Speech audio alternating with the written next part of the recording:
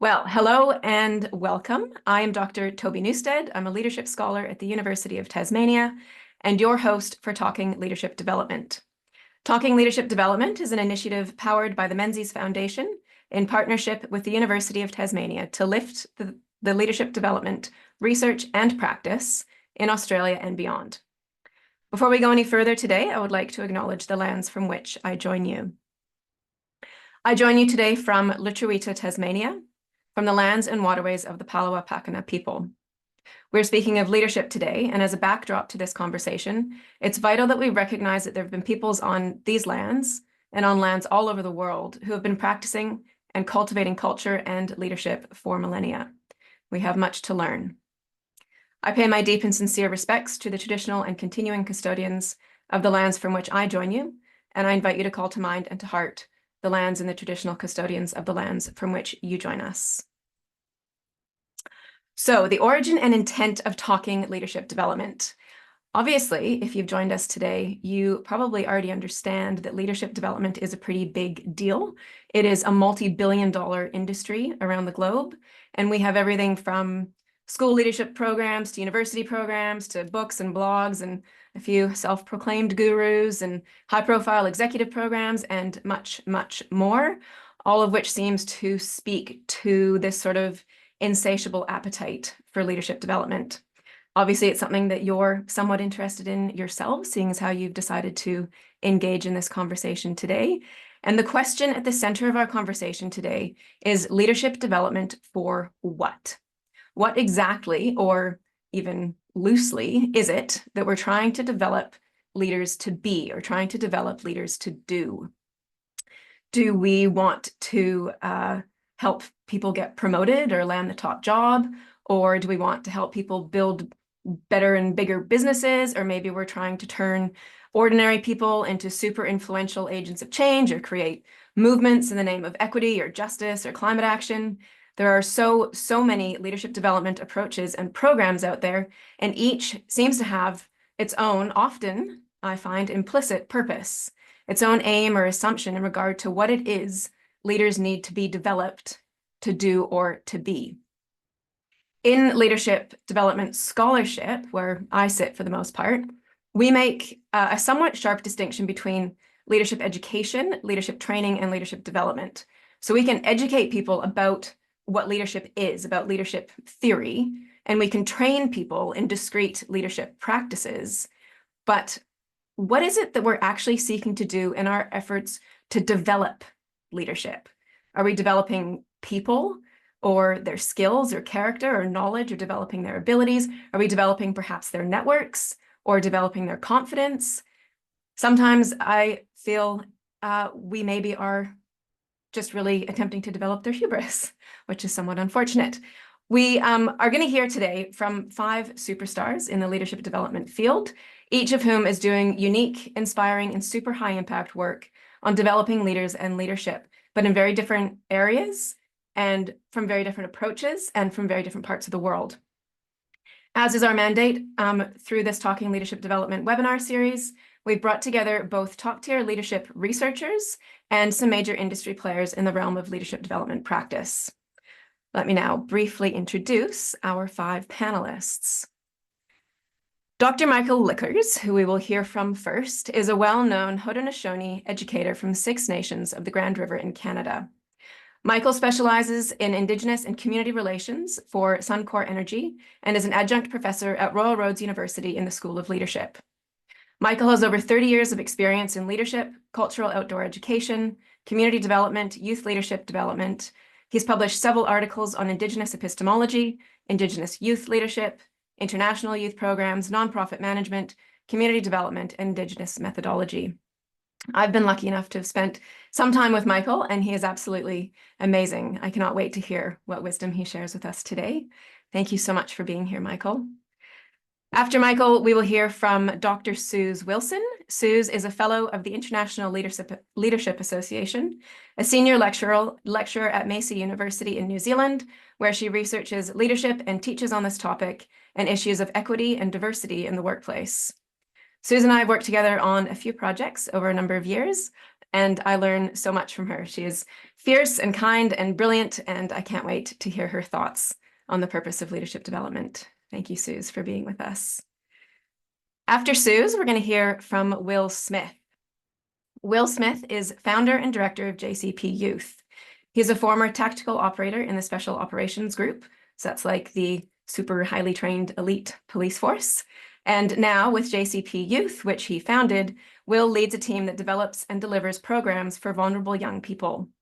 He's a recipient of a Human Rights Award, has been recognized in the Australian of the Year Awards, as well as the Young Alumni of the Year for the University of Tasmania. The work Will does with vulnerable youth is absolutely transformative and so incredibly inspiring. I've heard Will speak before and can't wait to hear from you again today, Will. After Will, we're going to hear from Professor Herman Tse.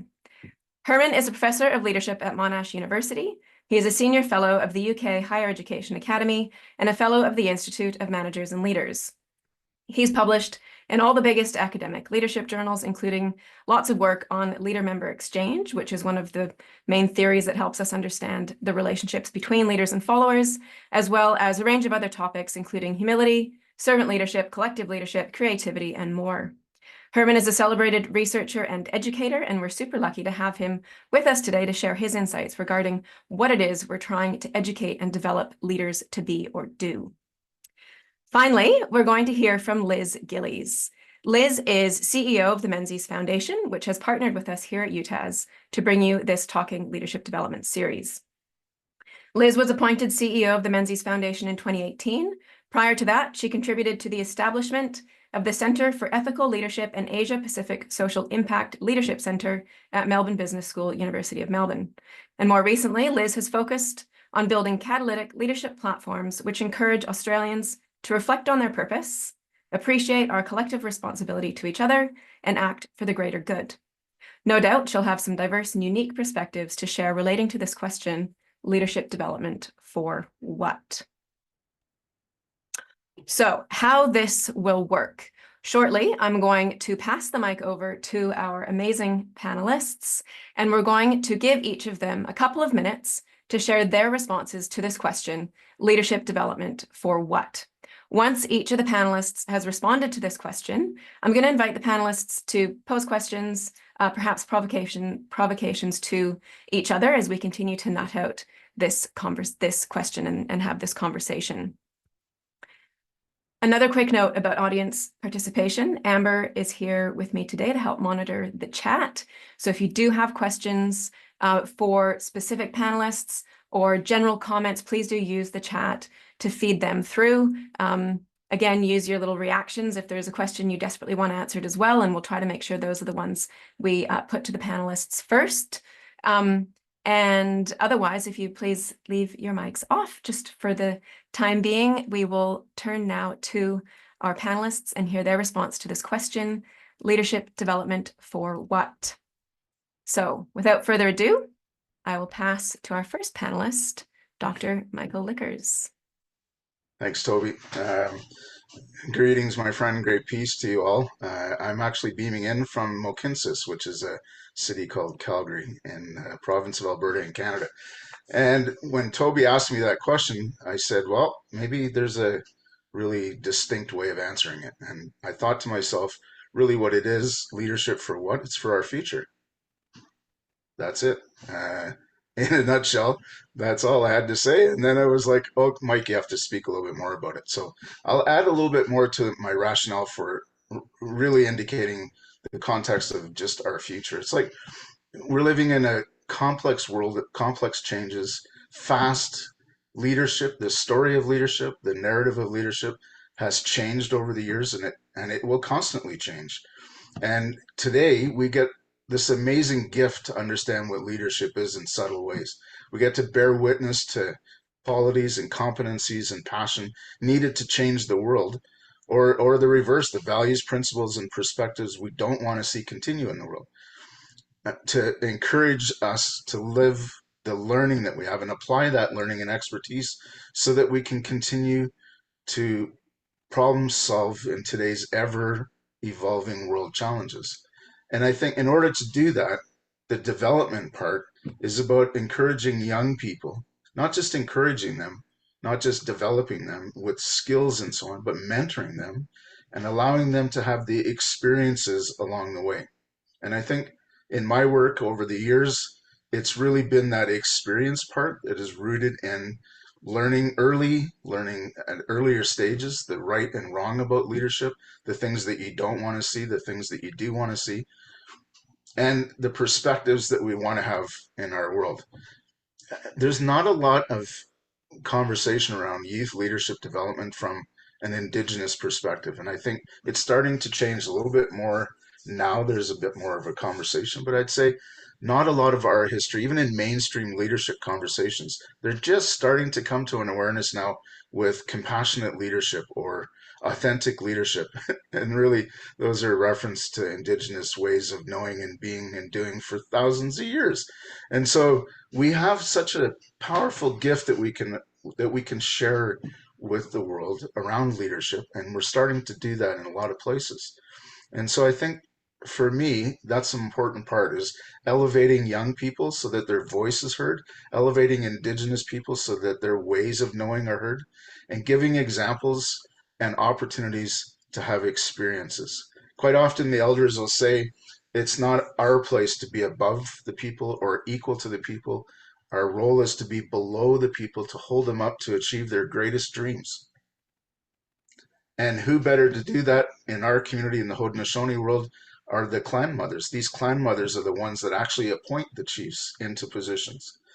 And so you never took advantage of that. You never abused it because as fast as you did that, these clan mothers could take away your role. So there's a lot of lessons that we've learned in the past, and our way of doing things still continues to this day. And I would encourage us all to look at varying different perspectives of Indigenous ways of knowing, being, and doing, and applying those to leadership theories and perspectives. I'm going to keep it that short.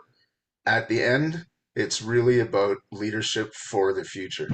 We're in a crisis right now. We're in a crisis, and we see that from leadership that has been explained in the past up until now. So let's change their narrative. Let's encourage people to look at Indigenous ways of knowing and doing and being, and maybe we can change this world to be a better place. Thanks, Toby. Amazing. Thanks so much, Mike. I love it. Yes, and when Mike said he was going to answer this question with 2 words, I thought, well, that's going to be a big 2 words to stretch out your full 2 minutes. So he did, thankfully, elucidate further on that really key message that leadership development is for the future. Thank you so much, Mike. Next, I'm going to pass to Dr. Suze Wilson. Toby, kia ora e te whānau.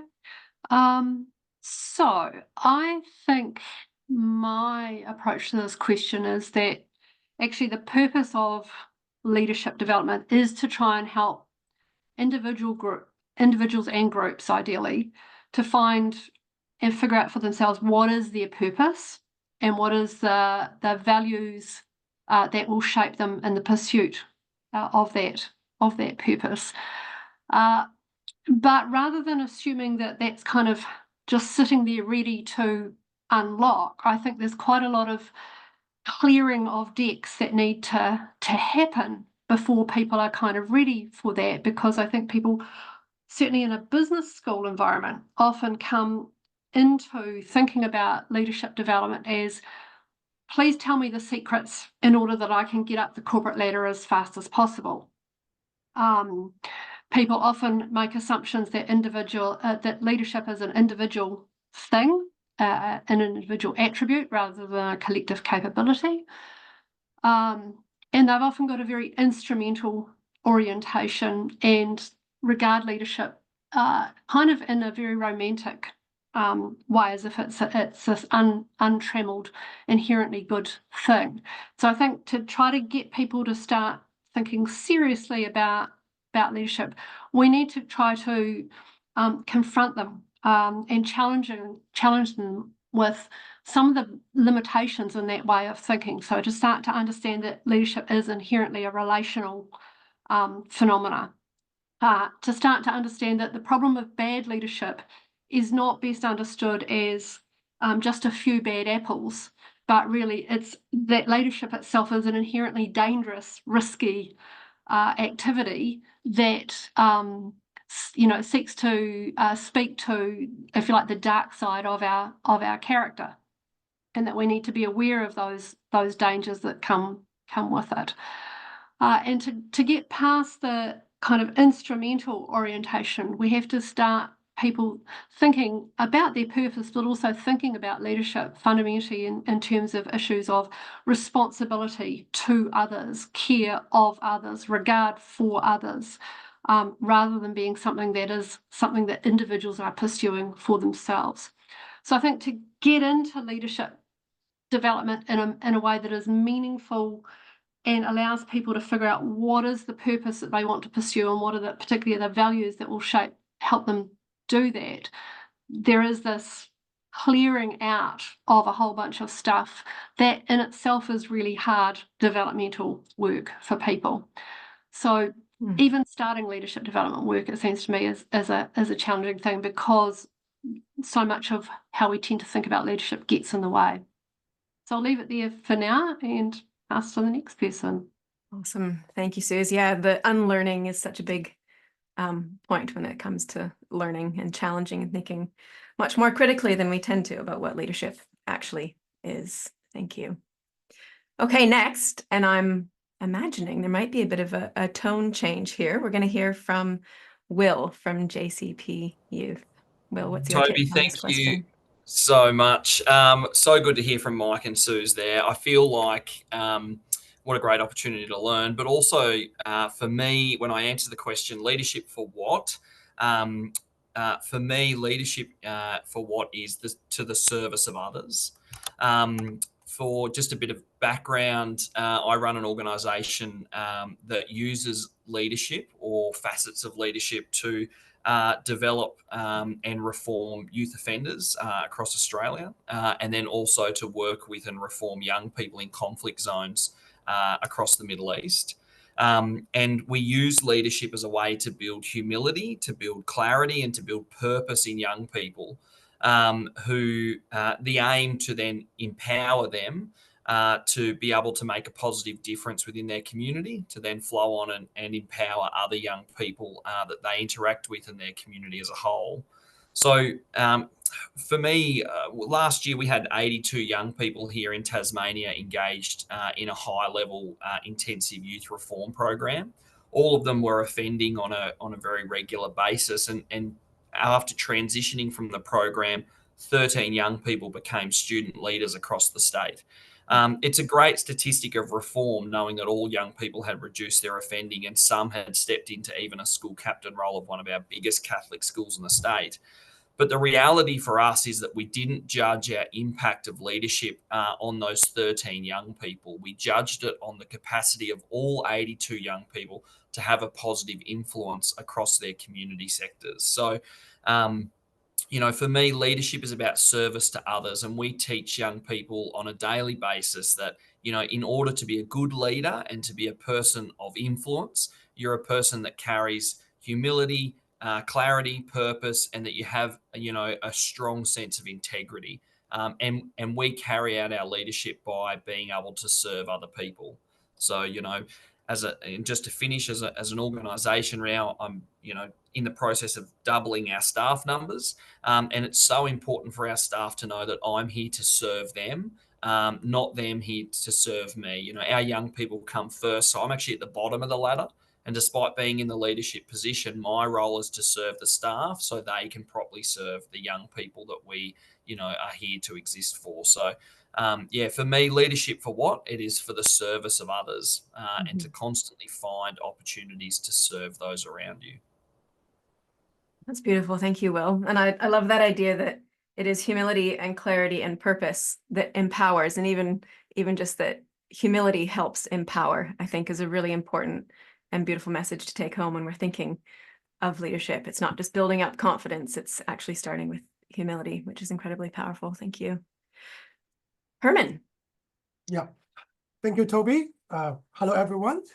So when I try to answer the question about what the purpose of leadership for me is more about empowering, enhancing leaders to be a better role model for doing impactful jobs. So I look at leadership is kind of like more like a being and doing. So being is more about you as a person, about who you are, what is your identity, what is your purpose of life, what sort of thing you're passionate about, your values, your characters. All this is all pretty much about embedded within a leader, himself or herself or whoever. So this kind of thing is going to be super important, because we know that along the way, when we look at all the leaders, they always face many challenges or struggles in their life, temptations, struggles, how they're going to maintain integrity or also try to not hurting other people, enhancing people well-being. On the other hand, also have to maintain, the positivities of the organizations. They always have the conflicting issues they have to manage. So that's why the values and characters become the very strong internal compass to navigate all these kind of challenges. That's why what they will say no to something they feel fear about, how they're going to enhance their integrity, and showing a good role model when the situations are being really tough. The other part is about like the doing part. So the doing part is about the impactful work. So the impactful work is always about who will be the direct beneficiaries of the work. Would that be also about only the leaders by themselves, or the people or the group of people they're serving, the companies, the stakeholders, or the bigger, community, right? So that's why this is more about involve the actual skills, maybe negotiation, communications, or all these kind of different types of styles in order to make sure that the job is doing right and meet the purpose. So that's why to me, leadership is all about being and doing at the same time. On the other hand, leadership development also consists of two major components. It's about the leader, which is what I mentioned before. It's about internal, all your values, characters, virtues, and everything. The other part about leadership is using all different skills and competence that you're able to influence other people, make people feel good working with you, achieving the purpose and doing the things together. On the other hand, it's also very important. Nowadays, it's missing is important. It's being like a role model. People can look up on you. Not only about your integrities and characters, it's also about how you can actually influence the people. So that's why this is a couple of things. Once we're able to have this, leadership will become meaningful and impactful, because we're able to draw more people. They will like to be leaders. Draw more people, they will want to be like you. They won't look up on the role model or the person that they can create influence and make other people feel a better version of who they are in whatever way that they're going to engage in their life. I think, that would be my response to that question. Mm-hmm. Awesome. Thank you, Herman. And I do love how you teased apart there the difference, but relationship between being and doing. And that is tied absolutely to the distinction between leader or leading and the process of leadership. So thank you very much. Thank you. Okay, Liz, our final panelist. Toby, thank you so much. I'm so delighted to be here. The Menzies Foundation, as you said in the introduction, is really about amplifying a movement that asks people to deeply reflect on their purpose. In doing so, which reflects a lot of the comments from today, reflect on our collective responsibility to each other and then to act for the greater good. And we really think about how we do that in two ways. One, how do we mobilise people and connect them to their purpose? And that's my remarks will firstly deal with that. And then most importantly, secondly, we build experimental incubators to address leadership challenges, and we ask ourselves lots of questions about what is the type of capability we need to foster in a complex, poly-crisis-ridden world in order to cultivate the types of leadership that we think the world needs, across many dimensions of our community. So I just quickly focus on those three things. I suppose, Toby, my first reaction to leadership development for what is that a lot of our work really seems to indicate that the current way we think about building leaders and leadership development isn't fit for purpose. That plucking people out and putting them into programs, often linked to practitioners with very particular points of view and lenses through which they think about leadership, we just wonder what that how relevant that is going to be in increasingly complex contexts where leadership and scale create new considerations of what leadership development might be, other than for those few who are lucky to avail themselves of leadership development programs. So I know that I don't want to be controversial, but I do think the challenge in that question is, what is the type of leadership we need to develop for the future, and how do we think about doing that?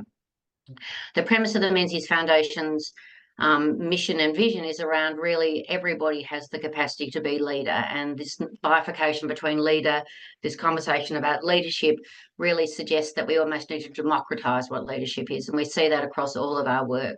And the three things I'd really say in response, I think, to the prompt is, the first is, I've been talking about purpose now for a number of years, and when I dig below the surface, people say, oh, yes, of course, we must cultivate purpose, but very few people have a deep sense of actually how to go about doing that. And we've been very influenced by the work of the Ethics Centre in not only creating a relationship between how people articulate their purpose and the values and principles that underpin it, but also these really thinking deeply about these really key activators of purpose. How do we all individually cultivate greater awareness, think about our influence, become wise, use our imagination, and have courage to enact and live our purpose? And so my first response is, I would really like us to stop talking about purpose, but actually how we actually make purpose manifest and tangible to the people that we're working with. The second problem is a salutary moment in the Menzies Foundation history, and Aidan's sitting here, where we developed a really outstanding leadership development program in one of our initiatives. And I was sitting in a room listening to the fellows who'd had really significant investment and extraordinary opportunity. And I sat there thinking, this is an absolute disaster. The leadership program that we're developing is entirely focused on collaborative capacity, leadership from behind, collective efficacy, these sort of principles about the efficiency, the effectiveness and efficacy of people working in collectives and teams. And we've done two things. They might think that they're exhibiting great new competencies in that regard, but there are two types of leaders sitting in this room, despite a fortune in investment and an enormous deep dive into how to cultivate those things. And the two types of leaders we created were either despots who desperately were trying to manage the system, or martyrs who were dying in their desire to be, totally in the collective. And the despot martyr scenario, I think, is a real challenge around what leadership is, because leadership is only ever really manifest in the practice of how people lead. Taking them into developing them in programs, I think, opens people up to what leadership development might be, but it's only in the actual work that you deeply understand how, I think, leadership manifests and what type of development might be best suited to bringing out that sort of capability in people. So at the Menzies Foundation, we're increasingly looking at this nexus between collaborative capacity and hierarchical complexity. And we think at the intersection of those points, moving the idea of leader and leadership from the individual into absolutely founding it in the team, and looking at how teams cultivate and work at high levels of collaboration, at high levels of complexity opens up new ways of thinking and imagining what leadership development might be. And the third thing is, it involves, I think, fundamentally new relationships with technology, because technology and SaaS type platforms offer, and AI increasingly offer, a whole new vision of what leadership development might be, about how it might become more scalable, about how it might be embedded in practice, and about how it might bring greater power to aggregating insight into things you don't have in terms of your competency, current competencies, but also, most importantly, much more sophisticated ways of thinking about coaching and peer-to-peer networks, which are all inherent, I think, in feedback loops that reinforce and continue to make leadership development a dynamic process rather than something more static that you do at moments in time. I think I'll stop there, Toby. Thanks, Liz. And I do love that you were willing to name up that even with the best of intentions and like a whole bunch of good evidence behind us, we can still have unintended outcomes to our very well planned leadership development efforts and programs. So that, thank you for sharing that, because it, yeah, it is a very complex science or art when it comes to trying to develop leaders and leadership. Now, obviously, we have a very curated panel of individuals who, yes, are coming from diverse areas, places of work, actual places on the map of the world, and working with very different cohorts, some in university programs, some in community programs. But I think we've still managed to actually get a certain amount of cohesion in our responses. And that's awesome. And it's testament to the fact that we do have a pretty robust emerging network in Australia and beyond of scholars and practitioners who really are working at the forefront of where it is clear we need to be going with our efforts to educate and develop leaders and leadership. Because though we have painted what to me sounds like a very promising, again, somewhat cohesive picture of what we think the purpose of leadership development is, I just kind of want to circle back and offer our panelists the opportunity to add a little bit, because if we've just heard what we think the purpose of leadership development is, or how we are going about doing our own work in educating and developing leaders, I'm wondering if any of the five of you would be willing to make a brief comment on what your take is on the rest of them out there, because not everyone involved, and a lot of them are making a lot of money in the leadership industry, but not doing what we're talking about here. And I'm wondering if anyone would just help sort of balance out this picture we're painting of the leadership development industry by offering some observations you've made on other, maybe not in this room, but other, probably perhaps still fairly common approaches to developing leaders and leadership. Suze, was that a hand up? Yes. It was like, oh, I have views on Good. this. Yeah. Yeah. I don't want to have a crack at anyone in any one particular program or anything like that. It's more the system generally as it operates, I think, is frighteningly shallow. The dominant orientation, I think, remains around competency. And that allows people to therefore approach leadership as if it's some kind of skill acquisition and some kind of almost technocratic kind of process. And I think that is not at all helpful if what we think good leadership rests on is more characterological in nature and more collective in nature, because collectives are inherently dynamic and contested, and you cannot kind of figure out how to engage in that collaboration and contestation with people on your own if you're only focused on yourself. But I think also so much of it takes as given the current system in the sense of how business and governments operate, rather than inviting people into conversations where we actually explore, well, what actually might be the problems with the system that therefore generates leadership that in itself is problematic.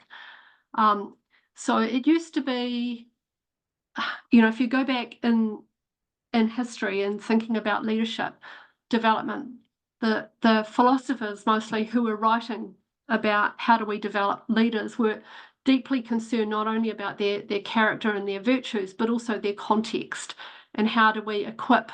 They were mostly talking to kings, to be honest, in the Western tradition at least, but how do we equip kings and princes to actually lead in that context and to actually grapple with the kinds of issues they deal with. And at the moment, the leadership development industry has kind of retreated entirely from having anything to say about substantive issues that leaders actually deal with. And I think that's a problem. If we're not having conversations with leaders about, so what is it that you're actually going to do to transform your business to be carbon neutral, as opposed to, so how are you going to keep your shareholders happy? We're not really pushing the boundaries nearly far enough. So I'll stop there before I completely go off on a rant. Yeah. Herman, I feel like you were launching for your mute button. Were you going to jump in with something, Herman?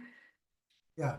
I guess the general idea of the leadership development, it can be it's sort of like many programs available, and losing a bit of the a clear purpose about what it should be. I think from a provider's point of view, they always want to give you all the options, right? It's more about from the receiver point of view as a student. You need to ask yourself, what would be the purpose of my leadership? What are things I'm been missing? How am I going to analyze my skills and whatever in order to jump into this kind of program? Because at the end of the day, you know, why these programs is all happening in the market is because they got a needs in the market, right? So that means the user perspective, they have to be really clear about what they need. Otherwise, sometimes they will only go into some of the programs. They may be very popular. They make you feel good when you attend the program, but not literally very robust, evidence-based. There's always focus on a clear behavioral change, because I always look into the actual purpose of the programs is about this. And then, of course, fundamentally, it's going back about being and doing as a major purpose to drive the needs that you search for a right program for yourself. Yeah. Yeah, getting the right program fit. Absolutely.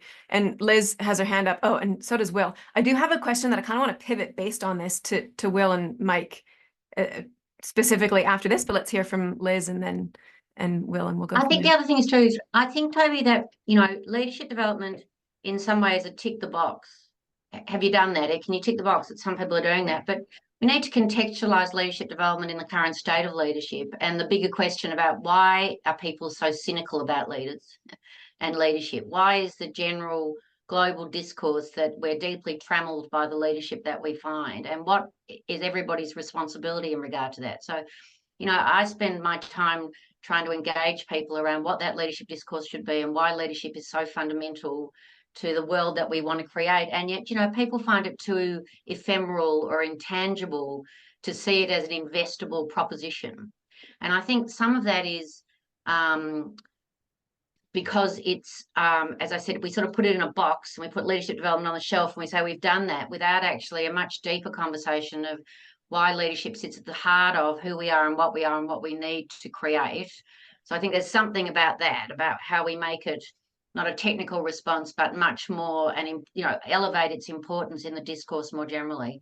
But I also think as well that and this, Toby, opportunity to bring practitioners and the academy together is a hugely important one, because that deficit means we're creating leadership development platforms that don't look at for the best and the dynamic, evolving opportunity to explore new ways of thinking about leadership, to address, you know, the bigger challenges, because everybody's either developing something for, you know, they're selling in the market, or for referee journals or whatever, and it's everybody's in their silos, in their lanes, and we're sort of, it's not anchored in what the leadership discourse should be. It's not anchored in what we can learn collectively across those interested in this space. And it's also, I don't think, drawing on the best that the academy can provide and the best experience of the practitioners to have a conversation about what leadership is required versus what is. And I do think there's something that needs to happen that frames that and makes it a much more important conversation, frankly, in Australia and the world, so that we start to actually really deeply understand what leadership development is there for, and we hold ourselves to account in terms of whether it actually is doing that or not. Absolutely. Couldn't agree more on the closer relationships between the academy and practice. Absolutely. Now, Will, you had your hand up, and maybe what I'll do, I'll just, because I wanted to pivot this question a little bit to you and Mike. And if it's not related to what you were going to say, then please just say whatever you want to say when you turn your mic on. But my question for Mike and Will, because you both work with youth for a large part of what you do, and youth who are, for a number of reasons, perhaps marginalized in certain ways. And I'm wondering, from that perspective, what you see when you look at, you know, conventional, those like top tier, fancy, typical leadership development programs and approaches, what you see that means for the cohorts that you work with, especially your youth cohorts. Yeah, Toby, I'm not sure if my answer might hit the nail on the head as to what you want, and I'm by no means a scholar, so I speak pretty simply. Sorry, everyone, but um, the work that we sit in at the moment, we're in an outright war in relation to leadership, and the war is caused because leadership, from what we see on a daily basis, takes advantage of vulnerable young people, and I would say takes advantage of the vulnerabilities of not just young people, but people across the board as well. Susie didn't want to make a personal attack on any organisation, but I'm going to. Influencers like Andrew Tate are a classic example of people that we go to war with every day, who speak about leadership and promote content about leadership that is exceptionally attractive to the cohort of young people that I work with, which is primarily young men who, fit a certain type of stereotype, and then actively trying to seek out validation within the community. And leadership is a term that is used to try and convince these young men that they should act in a certain way in order to be a leader and to be someone of influence and to be a person that can lead others around them. And we see it not just through influences of that specific nature, but also influences and people within the community who try and upskill or upsell courses for a monetary purpose, that are specifically designed for the uptake of people who have vulnerabilities. And I think that's one of the biggest challenges that we face at the moment, in that every day we have to go to war, and we have to go, war's not the right terminology, so I apologize, but we have to undo this thought process that our young people constantly are being bombarded with through their content absorption online. And that is that, every day, all the panelists here have spoken in some context about how leadership is to, somewhat the service of others or for the benefit, of other people. But that's not the rhetoric that is promoted online. And that's not the rhetoric that's sold to young people, and not the rhetoric that I think sold to people with vulnerabilities as well. I think the danger with leadership at the moment is that it's used as a tool to really promote the wrong ideology towards people who are vulnerable within our community. And I think that's really dangerous. Yeah.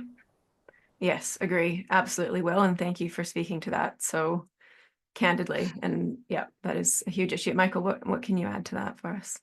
Yeah, my CEO asked me, he says, how do we get more young people involved in the work that we do, or maybe part of our supply chain in the future, developing businesses and so on. And I said, well, if you have to ask them, you have to go out and ask them what they want. And if you want to understand how well a community is treating and doing its own examples of life, look to how it treats its young people. And so quite often, if we can gather those voices together in a respectful way, not for the purpose of a checkbox exercise on leadership or anything like that, but to really bring them together and say, what is this to you? What does this mean to you? And they can formulate their opinion. Some of the greatest leadership programs are designed through that voice of young people. We have two young people from each of our operating areas that comes together every month in a virtual space, but once a year in person, and they talk about the implications of that company's work in their community. And that's from the community. That's from the company. The company entered into a relationship with these young people, so it can happen. It can happen, and it can happen in a way that does certain things. And I said, if it's going to happen, it has to happen in ceremony, it has to happen in relationship. You don't just enter into this relationship and think that it's going to be over after you ask the question. This is a long-standing relationship. And so I think, to go to Will's point, it's like, quite often indigenous peoples and young people have been in that realm of looking at leadership in a negative way. I remember Chief John Snow from the Nakota Nation just west of Calgary said, if your only example of leadership was the Indian agent, how do you think we treated everybody else? Because that's our example of leadership. And so it's never been positive until recently. Jody Wilson-Raybould, for example, and many others that have sat in Parliament and sat in the Senate and other places that are uplifting the voice of Indigenous peoples in leadership to be something special, to be something that is balanced both from our world and from a Western world. So bringing that two-eyed seeing perspective into spaces, which is not often done. And so when we have young people that we enter into conversations with, we have to do it the same way. They have as much information and knowledge. I know in most of our communities, Indigenous communities, every person was able to speak freely, from the youngest person in the community to the oldest person in the community. Anytime we sat in council or sat in the longhouses or big houses on the West Coast, every person had the right to speak. We don't do that in these leadership sort of perspectives. It's like, I'm the leader and I'm the only one that's going to speak, or this is how you do things, and so on. So it can be very intimidating for young people. Mhm. We just had a young person on this youth council that I was speaking of, who's now gone back to their community and become a chief in their community. They spent time in a reciprocal mentoring relationship with the CEO of the company. Like, how beautiful is that? How cool is that, that we give these opportunities? And when one or two young people see that, then that word filters out. It's kind of like an electronic smoke signal. It just flies out into the communities, and people get a chance to understand that these are possibilities as long as we enter into the relationship in ceremony, first and foremost, and second, that the relationship is reciprocal in all aspects. Yeah, I don't know if that helps answer that question, Toby. That's beautiful. Well, and I think I'm hearing echoes of I think previous comments around that importance of being able to see yourself, and if all you're seeing when you look to the leadership landscape are the the perhaps negative influencers or the people perpetuating these very narrow, perhaps exclusionary versions of what a leader is or who a leader is, I think that will mean we continue to exclude a lot of the people that should be, in my humble opinion, should be very much involved in processes of enacting and practicing leadership. What I would like to do now Can I is just say, Toby, though, the implications of some of what we're discussing here, though, is that with the decline of civic health and the proxies of community, the work that we do with young people and also with Indigenous women across rural and remote Australia, the world is so siloed about how it addresses Michael's challenge. Do you know what I mean? Everybody's working in silos, and the polarization means that often people stand on what they believe rather than the truth.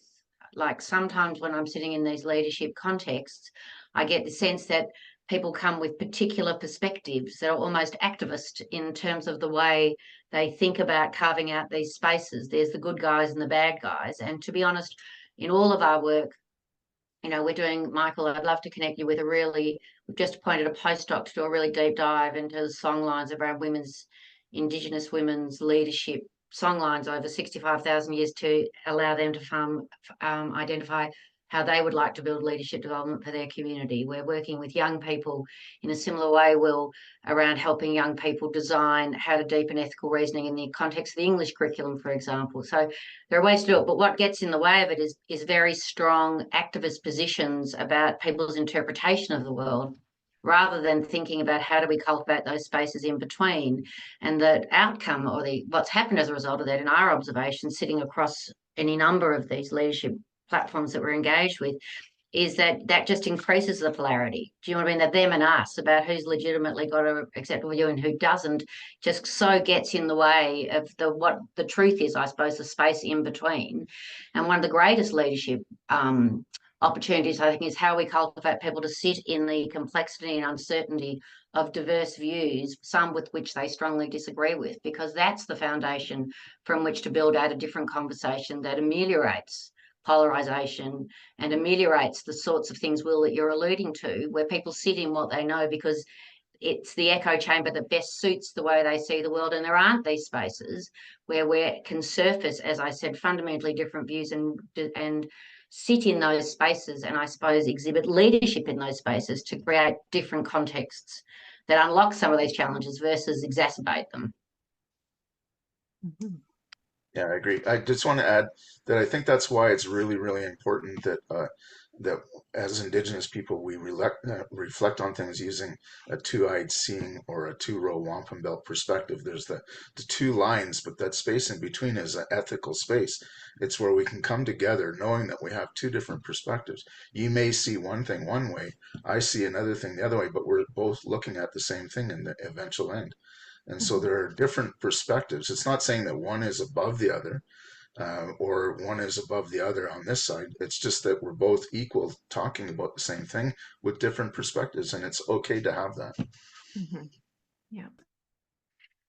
So as we are approaching our first full hour together, what I'm going to do is invite each of the panelists to, and you don't know I'm going to ask you this question, so I'll stretch it out to give you a moment to think, but I'm going to ask each of our 5 panelists just to share maybe like your hope for what we might do for the future of leadership development, or for the future of the programs you're most intimately involved in, or perhaps your hope for those programs we're not involved in, that are not sitting in on this conversation today, that are still doing all the wrong things according to us when it comes to leadership development.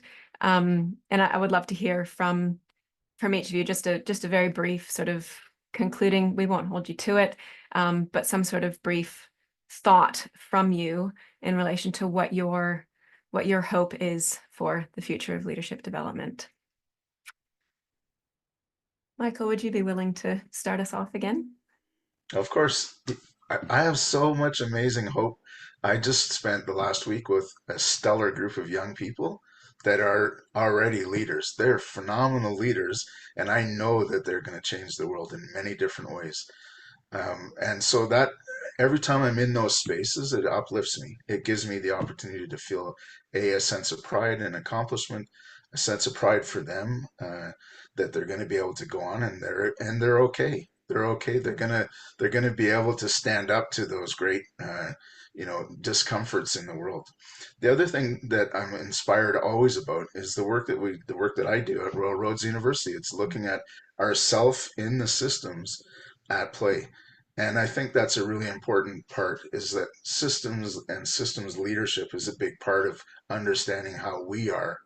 I know a lot of people talked about this earlier in the conversation about being able to provide vision and foresight and all of those things. How do we continue to do that? Every time I'm there and I sit with adults and young people, I am inspired constantly and daily that we do have the potential to change the world to become a better place.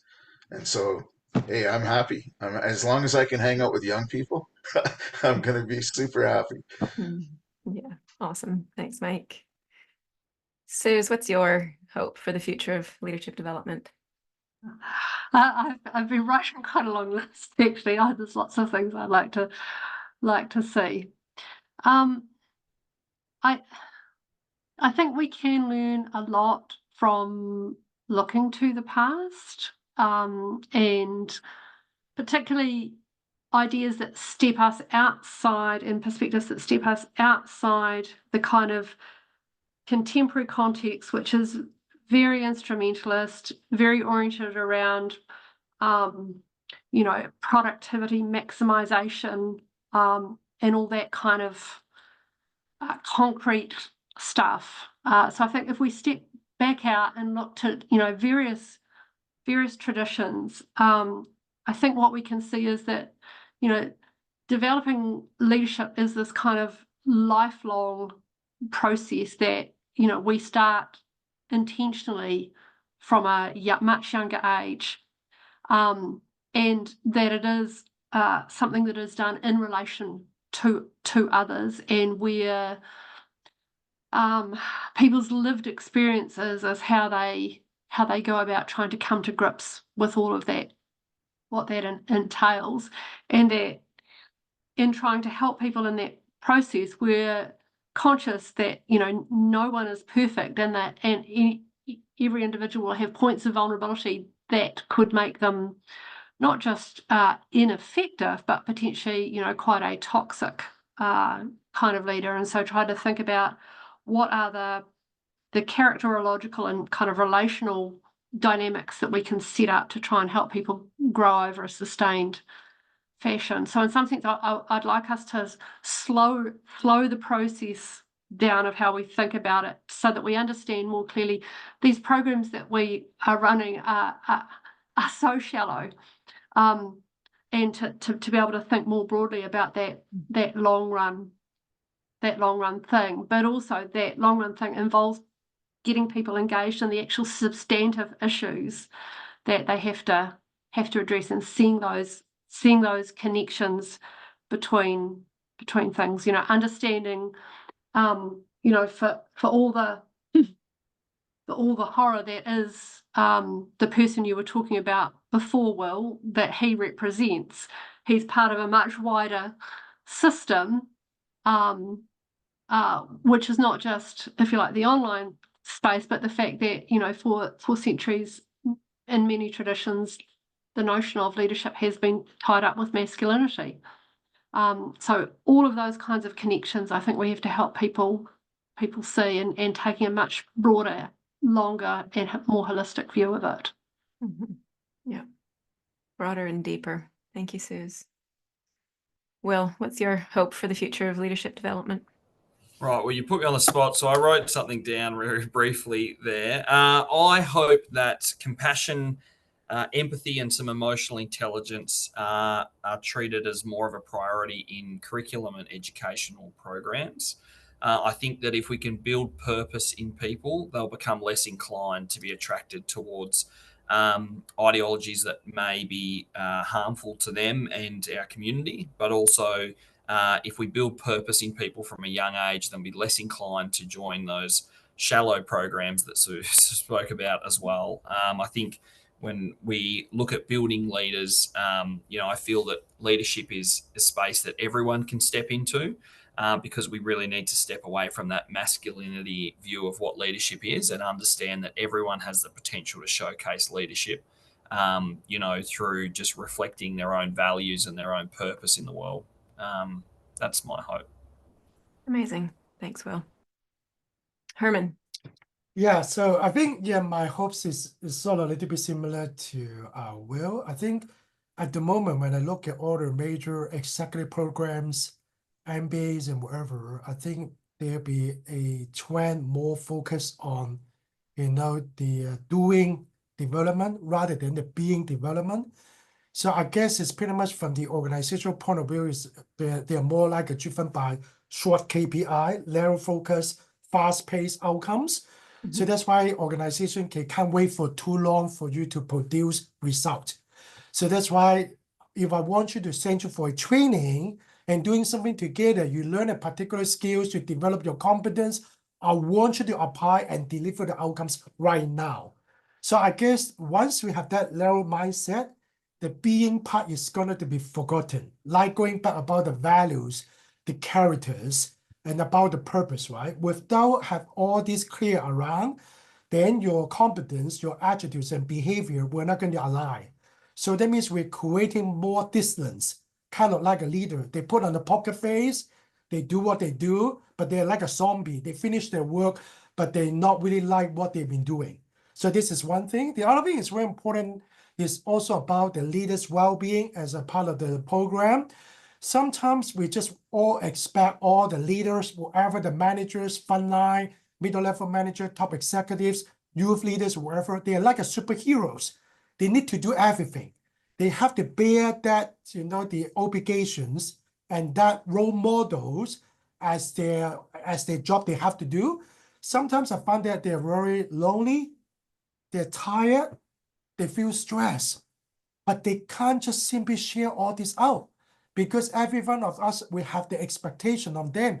They can't say, I'm a leader, but I feel so stressed. I'm not mentally well. How can you be a leader if you're not mentally well? I think this is a message we keep on putting back on the shoulder of the leaders. We have to be really careful. We have to make sure that the future program will allow them to have a leeway to share about the struggles, about the temptations, about everything they have, and then we need to help them. If the leaders are not good to be helped and supported by others, they won't be a good leader. That's why they will create all the cripple effect to have all these kind of rumors and all the scandals, what we see in the world. Thank you.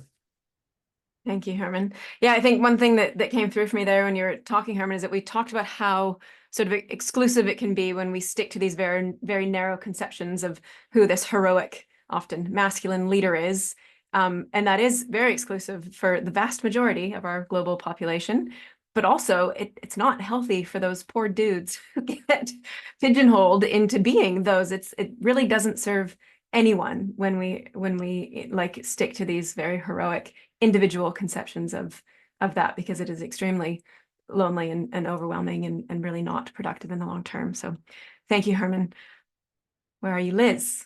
So Toby, I feel very encouraged by this conversation and the series that you're facilitating and the work that's behind the scenes about the opportunity to come together with multiple perspectives, from the academy, from the practitioner, from the people working at the coalface. I think that it offers much richness in terms of our capacity to scope out these spaces and to talk about alternative ways or innovative or opportunities to reimagine our leadership, both at the discourse level in terms of the sort of, a sort of systemic call out to the leadership we require for the future, and then the alternative to reimagine new ways we might work together collectively to step into that challenge. I think that's a great step forward, Toby, and I'm grateful to you, Taz, and to the work of the group who are facilitating and providing this opportunity. Yes, I agree. It is hopeful. And I know the panel's curated. Obviously, I wasn't going to get, a bunch of outdated people that wanted to just sell their shallow program to us. But I'm reminded every time I get together with people doing this work that there is a lot of hope in the leadership and leadership development field. And there are a lot of people doing really good, really important work to try to dismantle a lot of what we have put up with in the past in terms of expectations and assumptions and around what, who a leader is and what leadership is. And I agree, Liz, that I find this type of conversation and making the time to converse and spend time with groups like this is deeply hopeful. And I feel like, the purpose of leadership development, it's a little bit almost contrived sounding to say that one of my main takeaways from this conversation is that it does seem like, and we are obviously all sort of on the same side of the fence here, as I've said, but there is still a little bit of diversity in where we're coming from when we're talking about developing leaders in leadership. And I'm speaking of our panelists now. So a little bit of diversity in terms of, maybe we're in a university classroom, maybe we're working with like youth and community or youth in the justice system or whatever it might be. But it does seem like there's a little bit of resonance in relation to the importance of, each of us as individuals on our own leader development journey, the importance of reflecting on our own purpose. And we've talked about the purpose of the programs we deliver, but as people designing and delivering these programs, what's our own personal purpose? And then when there are opportunities for us to engage in development programs ourselves, to be really clear. And I think those of us that have the opportunities to influence students and youth to really push them to examine what the purpose of the opportunities they're considering might be. And Herman spoke to this, like, what is it that my purpose is? What are my developmental needs currently? And making sure that aligns with the opportunities that we might, put our hand up for, so that we can do less of the box ticking and more of sort of the inherent generative collective development that needs to happen for more of us to work together in the spaces in between for the future and to try to make our world a better place. So I'm going to say thank you very much again to our panelists. You guys have been absolutely amazing. Michael, Suze, Will, Herman, and Liz.